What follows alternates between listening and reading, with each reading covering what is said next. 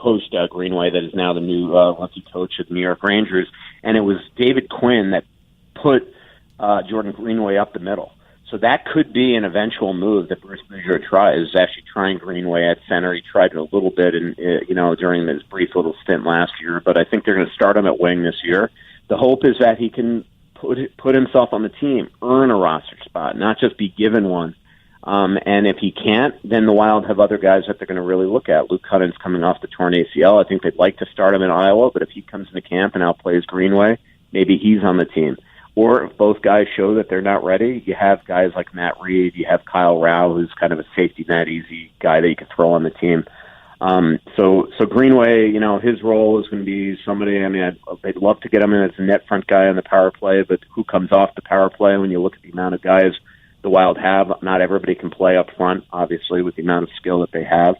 But he's somebody that's going to have to be more physical than he was, but Bruce really, really likes him, which is why I think he's probably the front runner to make the team as they, I'm not saying he's the 13th forward, but of the 13 forwards that have a chance to make the team, 12 are pretty much on the team. Greenway is the one guy that I think can make it. Now, I was going to say Luke Kunin. That was my next one. You kind of answered that. What about Gustav Olofsson? Where does he fit in all this?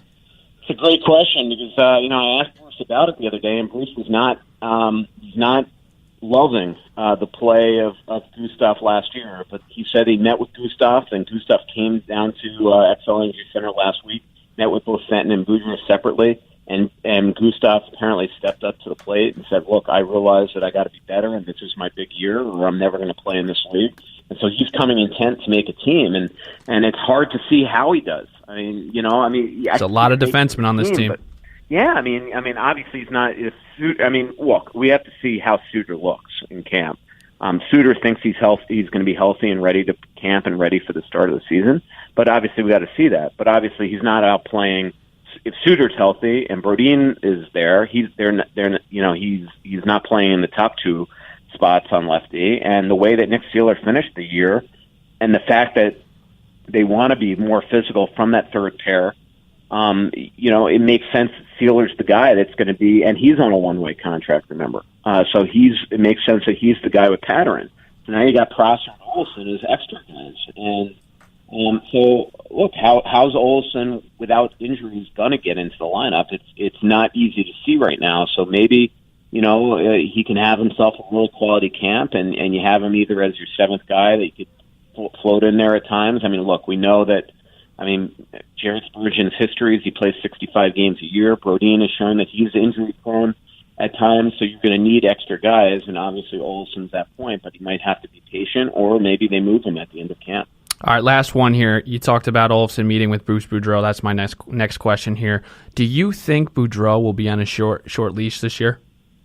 I don't know if short leash is the right word, but look, anytime you have a GM that's inherited the coach, that puts pressure on him. And then anytime you have a GM that hires, quote unquote, his guy in Dean Evison, who was his coach for years in Milwaukee, when Paul Fenton was the Nashville assistant GM, but the Milwaukee GM, it creates a perception that Dean Evison is going to be the next coach of the Wild whenever that happens.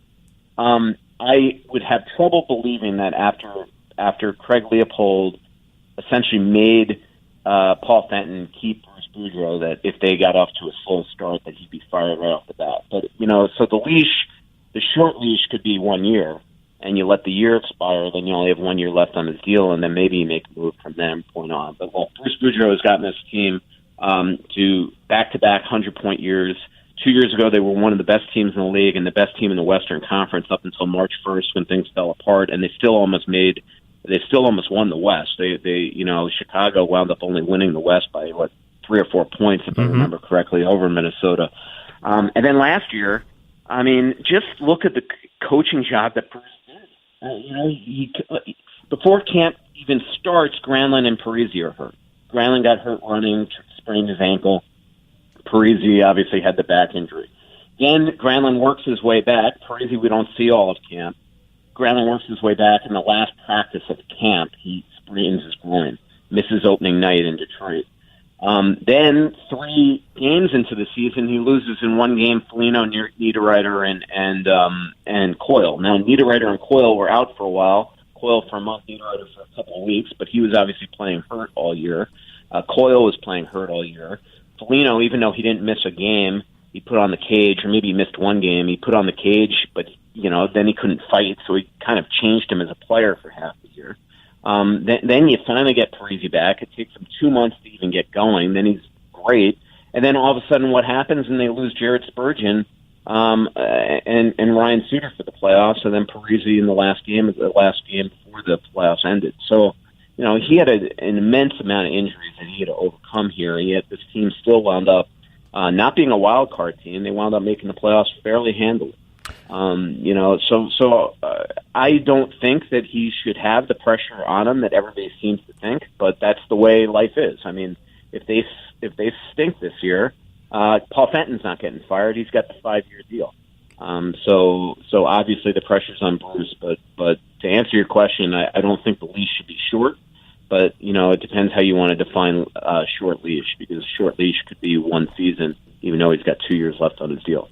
Michael Russo, everyone, he covers the NHL and the Minnesota Wild for The Athletic. You can read his articles at The Athletic or follow him on Twitter at Russo Hockey. Michael, thank you so much for coming on.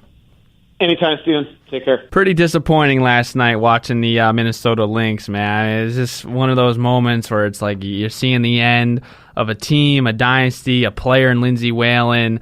And it's tough because that was always exciting for me. I in the summer, you watch the Lynx play in the playoffs. I mean, let's be honest here. The Twins haven't been good. Okay, they made the playoffs last year, but before that, I mean, what was going on in the summer? You didn't have the Lynx were the team. That's why in the playoffs I watched religiously the playoffs. I was very interested in it, and it was really awesome seeing Maya Moore, Simone Augustus, Lindsey Whalen. I mean, they were just awesome. They were awesome to watch. Cheryl Reeves has done an incredible job. It's like I said, it's unfortunate that it had to end, but listen, every good thing comes to an end eventually, and for the Lynx, it was against the Sparks in that one-round elimination game, and it's unfortunate. But I want to talk a little bit about the Vikings before we wrap it up here. Let's first start with Kai Forbath. Last year, Kai was 6 for 9 from 50-plus yards. I mean, that's pretty damn good. I mean, let's be honest here, that's pretty damn good. But his downfall was 34 for 39 and extra points. You just can't do it anymore. You can't miss extra points. Ever since the league has implemented this new rule of moving it back, it's made it so much more important and vital to make extra points because, it wins and loses you some games. And that's what happened 2 years ago with Blair Walsh. Blair Walsh lost a couple games to the Vikings missing extra points. It's become a huge part of the NFL now. And Forbath, yeah, he was good from 50 plus, but missing 34 for 39 on extra points, it's just not good enough. And I also want to bring up this point.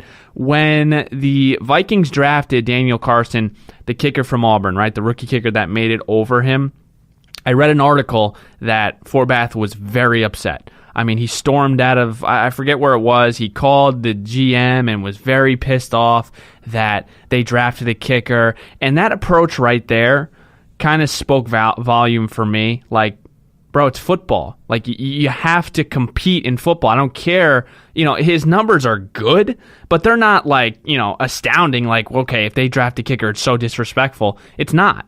And this is football. You have to compete for your position. I mean, let's look around the battles here. Rock Thomas, Mike Boone, they're fighting for a position.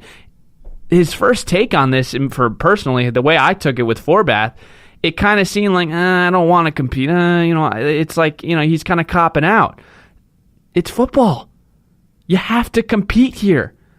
And his mental approach, I think, really hurt him in the end because Daniel Carlson ends up going 2 for 2 against Denver, hitting a 39-yard field goal and a 57-yard field goal. Yes, I understand that's a little skewed. The air is thinner in Denver, so I understand that. But listen, what I've seen from Carlson, this guy has a huge leg.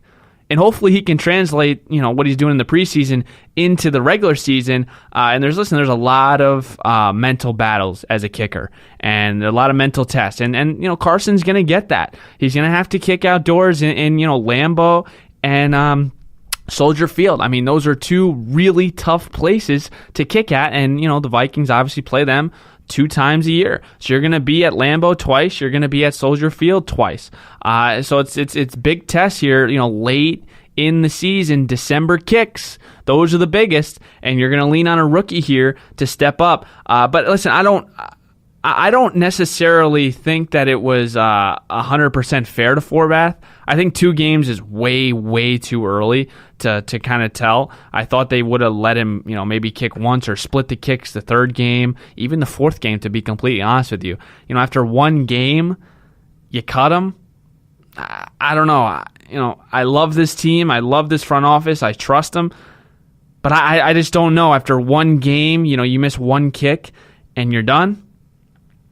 I don't know. I don't know. But I also want to talk a little about Mike Hughes. Okay, the rookie from UCF, disciplinary issues which dropped him in the draft.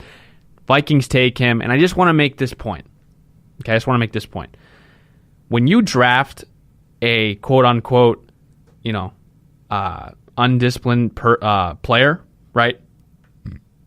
Going to the right team 100% matters. Because if Mike Hughes got drafted by Cincinnati, right, and he's with Marvin Lewis, and Marvin Lewis just runs a riot over there. I mean, that team is undisciplined. That team is dirty.